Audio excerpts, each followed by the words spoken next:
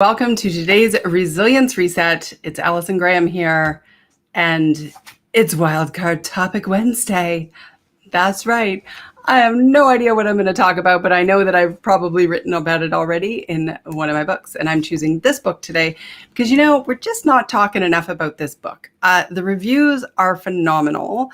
People are getting some really great takeaways out of it. And I encourage you to go over and check out Goodreads for some reviews. But, better yet, it's going to cost you $15. Go get your own copy, or even less on Kindle if you like to use electronic. As you know, I still like to read the books in the hard copy. Anyway, let's do this. I hope you've had a great day. The Resilience Reset is just about resetting our day. If it's been awesome, fantastic, keep going. If it has been then hopefully this is like an interrupt of the day so you can get back on track, whether you're watching on the replay or joining us live. But if you are joining us live, please say hello in the chat box. I know I love talking with some of you because you're like, I watch all the time. And I'm like, and you've never yet commented. And I'm totally cool with that because I know you're there and I'm here to serve. And if it helps you, then there is no pressure. But if you do want to say hello, I'd love to hear from you in the chat box. All right, let's go. What are we going to do? Right here. Let's look. The to-do list. Who's got a big, long to-do list? Oh my gosh, this is such a great, fun topic. All right, so let me just see which pages we showed up on. Now I want to show you where we are. Let's talk about your to-do list. Well, let's. Okay. We are talking about mental energy in these pages.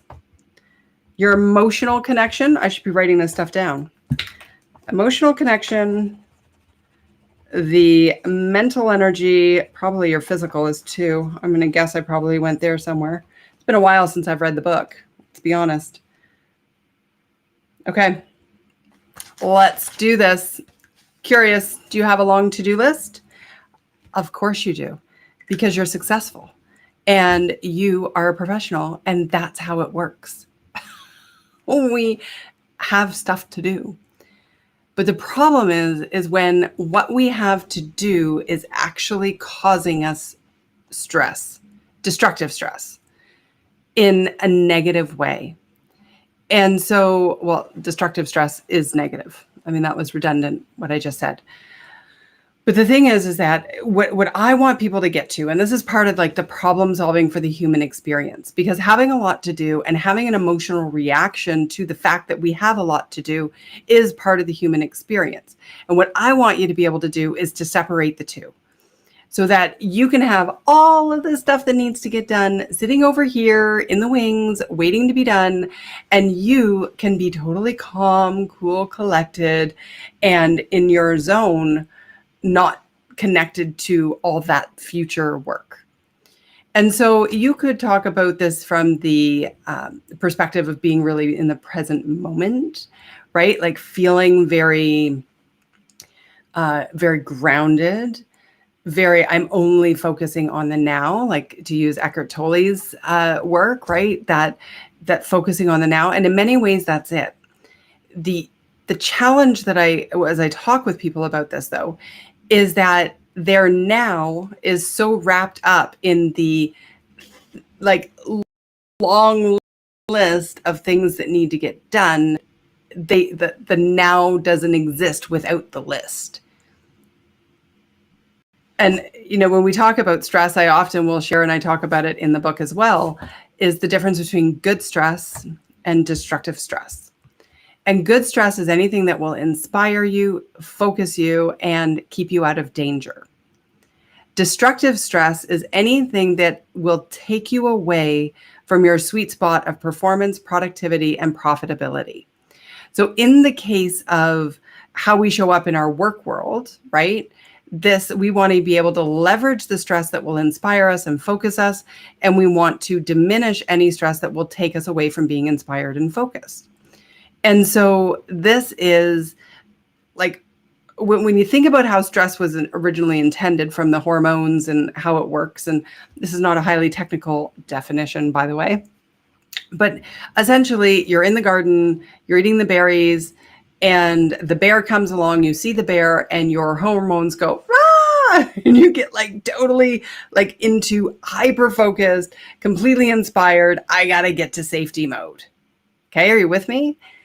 And then you go in and you get into the cabin and you sit and you like calm back down, right? Like you come back down to your baseline, and those stress hormones sort of cool. And it's just like life is good again. And you go back out to the garden and have the berries when the bear is gone. Now, that's not how we're operating when we're emotionally attached and having our to-do list cause stress. Instead, what we're doing is we're in this hyper stress state already, and we never actually come back down. And see, this is my concern for people, because if this to-do list is never going to end, like it's never ending, it just is the reality of what it is. And so you take a couple things off, something else is going to go back on. Like if it ended though, you'd be bored. So what's the point? And so if that reality is what we need to be able to operate within, that never-ending to-do list, and your response to that, like, I got too much to do, I feel so stressed, is like a high level of stress because there's a lot to get done. Like, I hope you're seeing how counterproductive this is, how detrimental it can be, how easily it can lead to burnout, how it can add to our, like, just that feeling of unhappiness. I mean, how else would we sum it up? Unhappiness is a great way to sum it up. You know, how can you truly relax and recharge, which we desperately, desperately need, if you can't emotionally attach from the list? And, you know, I have had so many conversations with people who are just like, I can't relax. I can't relax on the weekend because I know it's got to work. I don't want to take time to talk with my team because I just got to get stuff done. So I'm hurrying them along in the conversation instead of like being present in the moment of the conversation. Or that happens with my kids and I'm not being fully present with them. Or even worse, if you're like not fully present and productive at work because you're worried about all the things you have to do in your personal life, like it can go back and forth, right? It can work both ways. And so what do we do with this? Well, the first thing I want you to do is let's practice the problem-solving framework. We'll use it for this. First, situational awareness. What actually is happening? I remember, well, I've done this many times actually with clients over the years, right? But just getting really, really clear on what actually is in, as I call it, the task circle. What are the tasks that are outstanding or that are on my radar that need to be done that are causing this emotional reaction? And if we can get really clear about that and then put a timeline to them, put a, say, okay, this is going to take me 20 minutes. It's going to take me an hour. This is going to take me 4 hours. Like actually look at it and get really clear about what's the situation. Then we want to ask, is it a task, an obstacle, or an adversity? If you haven't seen that framework for me, it is pivotal. It is game-changing. You can put in any cool thesaurus word there you want. So I would encourage you to go and watch one of my videos on that. But if it's a task, then we've got to look, and this is the second step around self-awareness, what emotion are we putting around it that's making it harder? What negative story are we wrapping that might be making it harder? What barrier to performance are we putting around it that may be making it harder? And in this book, I have 31 barriers to performance. Here they are. A whole bunch of them. Okay, being territorial, resentment, comparison, constant lateness, defensiveness, being past focused. These are the, part of the human experience that we need to problem solve for. Okay. So looking at that list, are you adding to and making what you have to get done harder? Now, if these are obstacles, how are you taking the time to objectively look at them to actually solve for them? Okay, so that's what we want to do with that list. And then the solution activation, I'm going to ask you, do you have an effective way of tracking the to-do list, or as I call it, the task circle? Because if you are not effectively tracking what is happening and you are letting things slip through the cracks, no wonder you're feeling emotionally connected to the things that need to get done in the future, because you don't even know if the things that need to get done are actually like there, like actually, captured in a way that when you're actually working and focused and in one of those work sprints that I recommend, 45 minutes or 75 minutes, just getting down, and then you look at the tasks and you say, I'm going to get this one, this one, this one, this one, and do it in those orders. Like what if your mind is going, oh, gee, I wonder if I forgot to do something. How do you do that? The other day I was keynoting at a conference, which I love doing, by the way. And one of the things that happened was another client who I'm keynoting for next week sent me a note about no, actually it wasn't. Well, they did too. But there was another client who is like, hey, we'd like you to come and we just want to clarify in the proposal, this and this and this and this. And I drafted my answer, but I was feeling this sensation of like, what am I forgetting? What am I forgetting? And so when I sat down to my office the day after, when I got back from being on the road, I actually went through all of my emails again, just to be sure I hadn't missed anything. And so that's what I've gotten in the habit of doing. 3 things. Number 1, I use Outlook on my email, on my iPhone, and you can snooze an email. You want to talk about solution activation? Snooze an email and say, okay, so what I do is I'll put it for the next day at 8 a.m. or for the day when I'm getting into the office, or when office, welcome to my den. Here we are. This is the office. But snoozing an email is such a great way to not let it slip through the cracks. And then flagging, and I've made a concerted effort to actually going back and checking the flags.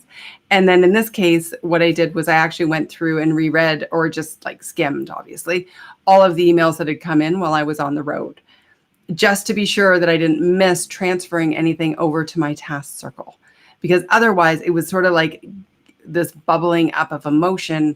And I know that when we are emotionally connected to the to-do list and everything that has to happen, what we're actually doing in that moment is not going to be as effective as it would be if we were not connected to it. So there is my riff today.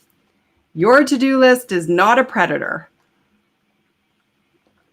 It is not taking you through, chasing you out of the garden. It's not chasing you. It's not a bear chasing you around the office. It's just something that needs to get done. And we want to look at that. And I would encourage you to do the situational awareness, self-awareness, and then the solution activation and work. Because if the self-awareness reveals that I'm feeling emotionally connected to that, then we've got to work through that and get new habits in place. All right, I'm going to call it.